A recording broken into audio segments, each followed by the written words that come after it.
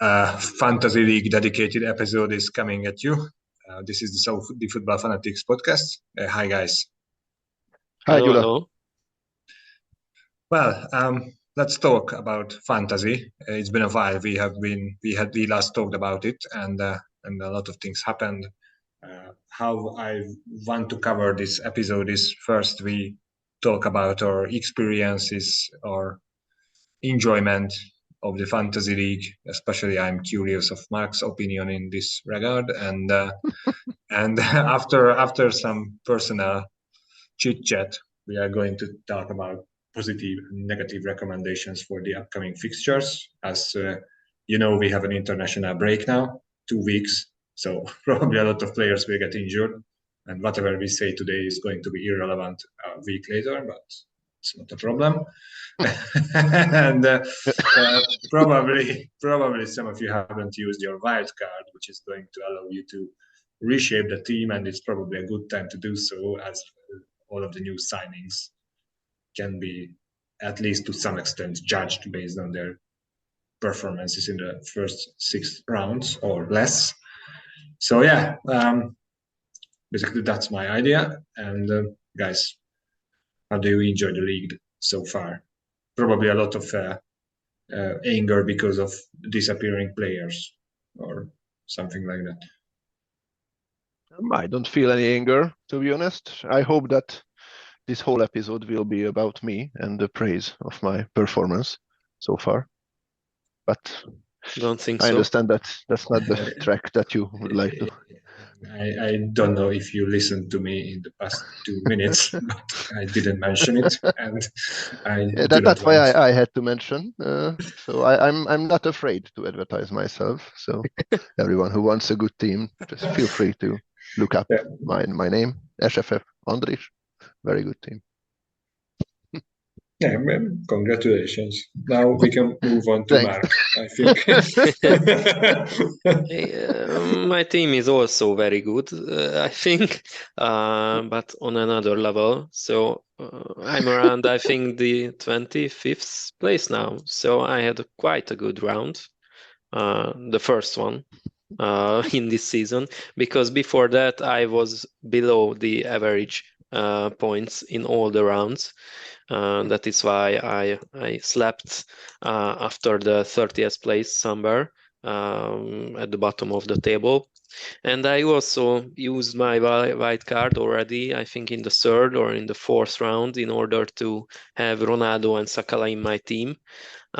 The first round after that was tragical in all the levels.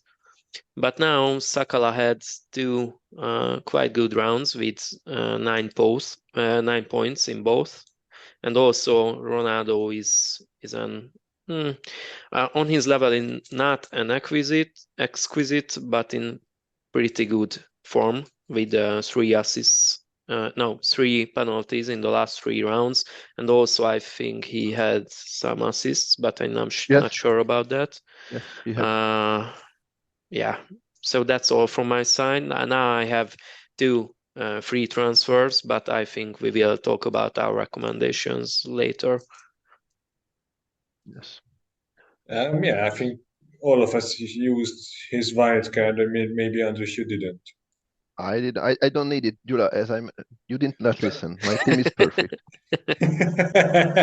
Why would I destroy it with a white card? I used my white card, but that made my team look worse. So yeah, thank you for that.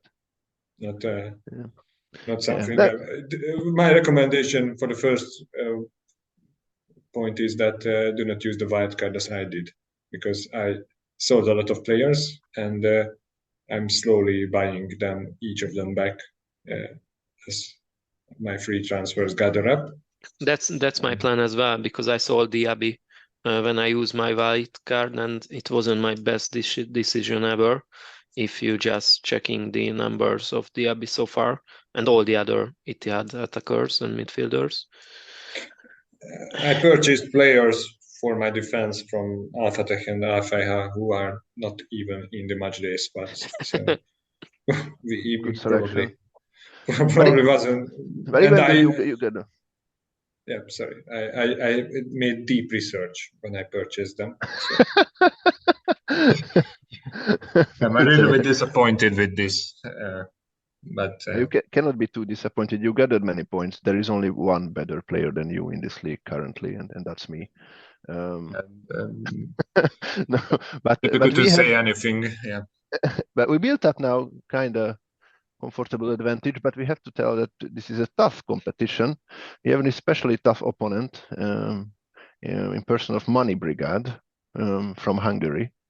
But we also have this Cybertech FC from Indonesia, Jaguars 11 from Saudi Arabia, and Pending Moderation from Tunisia, who I just want to highlight, as all of them had significantly very good rounds in the past. And obviously there are others. We are periodically mentioning the round winners' names on our social media. So yeah, just check it if you would like to see your name on the podium. ROSHN! Saudi League. I just want to jump back to one of Gyula's previous mentioning. He mentioned that he signed a lot of Fateh players. I also signed one, Sappanos, maybe you know him. And I just want to ask whether there is a question in person of goalkeepers in your team, because Sappanos is quite a good choice because he has a lot of saves but no clean sheets. But of course they will have quite good fixtures, if we can say that in case of the last team of the league. But they will play against Hulud, Raed, Fejka and Kalij, so not the strongest fixtures. But what do you think? You can keep Sappanos for these rounds, or you have to go with Şunur anyway? Second option for me all the way. He's a must-have because he's the cheapest goalkeeper who is constantly playing, and if you look at the results of Raed, I think probably each of the points can be thanked to Şunur, and not only that, Raed had a lot of players sent off recently. I mean, 2 in a row or something like that, where they could have been humiliated by their opponent if not for their fantastic goalkeepers. I'm a little bit surprised that Mancini is not calling him up so far. I'm not only surprised but disappointed, because I think the young goalkeeper would be a very good addition to the Saudi national team. And let's be honest, Red is getting much more pressure than probably Alovais on the bench of Al Hilal. So it would make sense to have him in the national team, but also would make sense to have him in your fantasy team. I think he's a must-have player. And Arad is also having very good fixtures, similarly to Al Fateh. Yeah, so maybe it should be considered to sign some more defenders from them, but as you mentioned, they were sent off in the last rounds. So I would look at their offensive department, because there are a few good options here. You know my adoration of Amir Sayoud, but he was forced off, injured during the last match. But he is a midfielder in the fantasy game, but in reality he's playing behind the striker, so he's more like a striker than a midfielder. So it's a good pick. And also their offensive duo Al-Amri and Al-Barkawi are also having fine forms, but the later one, the second one, is also was injured. So honestly, during the last match against Al Ettifaq, they were very unlucky because 2 of their starting strikers were forced off due to injury. But once the injury situation clears up, I would look at a few Raed players. Yeah, but I know that Andris is not a big fan of Raed, and I'm very disappointed. I like Raed. I'm just saying that they are currently overperforming, and it will not go just like that during the season. And also, I want to highlight that Şunur, I believe, currently one of the best options in terms of budget versus points gathered. Also, I believe second only to Sengyu of Shabab's goalkeeper, but Şunur basically got the same or even with 1 more points than Sengyu. On the other hand, in the case of Şunur, it will always be a question what happens when Andre Moreira comes back, who is goalkeeper of Al Riyadh and currently injured. They estimate that he will come back the end of October around. So at that time, it will be, I believe, questionable whether he or Shunur, obviously Shunur would deserve it, but Andre Moreira, as he maintains the foreign player slot, probably they will have find some place for him as well. But Shunur, in that case, even with his cost, even his price went up, but it's only 4.1 still. So it's a very good option for the bench, even in that case. And if he's playing, then you can just, for me, the best goalkeeper duo in that case is Shunur and Sengyu. And then you can change them depending on the schedule. One more question from my side. Sorry, Yula. Maybe is this the right time to get rid of Sakala if you have him or not? What do you think? I don't think that Al-Fayha is going to have a very good run of fixtures. Yeah, that is why I'm asking, because now they will play against Hilal, Ettifaq, Fateh. Okay, that's maybe not a problem. Qadsiya and Ahli. So I cannot see that Sakala will have so many points just like in the last two rounds. I'm more concerned about my Fayha defenders because I have two. So I'm monitoring the situation closely, but I'm also asking because Sakala is very expensive, so he's almost 10 million in the game. That's exactly, and you can buy Benzema for much less. So I wouldn't say that he is unable to score against the upcoming opponents, because let's be honest, Ettifaq didn't have an unbeatable defense. Neither does Qadsiya, the rest of the teams they play. But you have much better options for that money. Problem with Sakala, I believe he will have points. He will have goal contributions against these difficult teams. He's very quick and very good for counter-attack. So I believe he could perform well if their defensive line is withdrawn. So in other words, if they are playing against stronger team, Sakala might have bigger chances to score in many chances. So on that perspective, I don't believe that he will go blank in all these rounds. On the other, but you mentioned, Mark, then that is the key. He's simply too expensive. I know that he scored a lot of goals last year, but 9.9 is unreal. So you have Mane for 10, you have Benzema for 9.3, and also considering the schedule of Fayha, I would get rid of Sakala at this time, and Yula also. I would get rid of the defenders. Thanks. I'm planning to do. Maybe you can give us your white card then in order to get rid of all the Al-Fayha players from our team. Yeah, if I would be able, I would happy to share with you. What is mine is yours as well, except for my points. Well, one more team I would be cautious with in the upcoming fixtures is Al-Qadsiya, because the fixtures are going to be much tougher if you look at them. And I think you have something to add to that in terms of Al-Shamat. Yeah, Al-Shamat was a rising star, or at least the key player for many fantasy league players so far. But as probably you could have all noticed, that Shamat was benched lately. So it seems that his role, the extent of his role, reduced, and this does not seem like turnaround. Maybe with the injury of Nandez, he will have now chance again. But I believe all of you might want to consider, including me, because I also have Al-Shamat in my team and I have to thank him a lot. But now you have to consider whether you want to transfer it for another Qadsiya defender, especially, for example, Takri, who is 4.2 valued only and basically had the same amount of points as Al-Shamat. So Takri might be a good option. But yeah, again, Al-Shamat might return with the injury of Nandez, but who knows, whenever Nandez comes back, and it will be even in the sorry, I was misinformed. Nandez is just suspended, so that will only be one match. So taking into account that, I would get rid of Al-Shamat and choose another, maybe even cheaper Katsia defender like Takri. But one more point, maybe, if we are done with Kvatsia. So one more point from my side. What do you think of Tavun? We always say that they are overperformers, but they are here in every year, so I don't think so. And now they will have a quite good fixtures in the coming rounds, especially in the coming 6 rounds, maybe.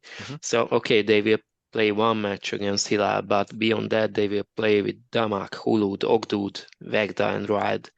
So I can see that there will be a lot of clean sheets on their side. And I'm just curious about your opinion whether it is worth to sign Tavun defenders, or it's quite the same as it was in case of Riot, that there will be send-offs, right? Like at the beginning of the season with Alm, or what is your opinion in this regard? I'm also monitoring Al Tavun defenders, but my problem is that it's either a little bit too expensive. If you look at Girotto, who is likely to play each match, or it is difficult to judge whether a cheaper defender is going to be a constant player. My key problem is that I have players in my defense who are not playing, so I do not want to switch them to another cheap option who are not playing either, but are from Al Tavun. So that's my point here. But I agree with you, and I would also add that we were not very highly praising Al-Ahly in our last episode, but I would also say that it's time for them to improve, and their upcoming fixtures might make you look at their defense as well. Or Al-Ahly in general, I think we'll have fixtures to improve. So what I'm doing now is I'm monitoring Al-Ahly, Al-Shabab, Al-Tavun, and basically that's it, and Al-Raed. But I already have Al-Raed players, so I'm rather monitoring the last 3 for potential transfers, and I need to improve my defense because I have players not playing here. And I want to thank you, András, for the tip in the goalkeeper segment, because I haven't noticed that obviously Junior is playing so well that I didn't even notice he's only a second choice goalkeeper, so I will have to look at that point too. Because I don't have a second goalkeeper, so I need to be vigilant. On the one hand, you are welcome, Jula, and on the second hand, I agree with you. My opinion about Al Tavun is that they are too good as a team, and basically their total points that they gather split amongst the players. But if you look at their list of players, they do not have a single player who would be extraordinary in terms of points gathered, but they do not have a player who would be extraordinarily cheap compared to these points gathered either, and that's my problem with them. If I would need to buy someone, I would probably go for a defender like Ouna Saluli, like you selected Mark, but he got sent off right away when he landed in your team. But apart from that, I believe he's a good choice. He's only 5. I know it might be a bit expensive, but that's I believe something that most of us could afford at this moment. I have Barrow in my team. I believe that's a good option. It's not too expensive. He gets solid points, and he can always be an alternative to any striker. He can even be benched in some cases if they are playing against a very difficult team. But all in all, I would either go for a cheaper defender or Barrow in this team. But my problem is, again, with Al Tavun, that they are too good as a team. Okay, thanks for your comments. I will consider those. Maybe I will resign on them, and that will be my biggest mistake in the year, I think. But who cares? It was the same for me with Estupiñán last year with the Fantasy Premier League. I think I signed him 4 or 3 times, and I don't want to speak about this anymore. So I think this will be the case with On as well. Yeah. Yeah, the beauty of this game is that you fall in love with your players and you keep resigning them despite their underperformance sometimes. Well, yeah, I think anything else? Not really. Good luck to all of you. So far, very exciting. The most annoying thing is that the lack of available English news on the status of players. But honestly, it's not worse than having managers like Eddie Howe or other similar like Arteta from Arsenal and other managers we experienced in Fantasy Premier League who you have available commentaries for the match, but they each say that we will see whether a player is fit or not. So at least you have the possibility to see the starting 11s here before the first match, I think, and you can still change your team. That's maybe 1 hour before or something like that. I don't really know. Just one more tip: if you are confident that Al Hilal and Al Ahly are going to be strong against Khalid and Faiha, which is, let's be honest, likely, it's a good time to consider these players because you will have the chance to get a look at their team before the start of the next round. Yeah, well, then, guys, happy international break to everyone. We hope that our players will not get injured, or if they get, then we will look for new opportunities. Probably by the time our listeners listen to our talks, they will be outdated, but we will upload them anyway. So I hope you find enjoyment in them or some sense at least. So thank you guys for joining, and thanks to our listeners too. Please follow us on YouTube and Spotify if you like our content. If you do not, then please also follow us. It means a lot to us. And, our Facebook and Instagram sites are much more active than our Spotify and YouTube sites, but we aim to change on that. We will be more active everywhere. But it's a long checkout already. So thank you guys. See you soon. Cheers.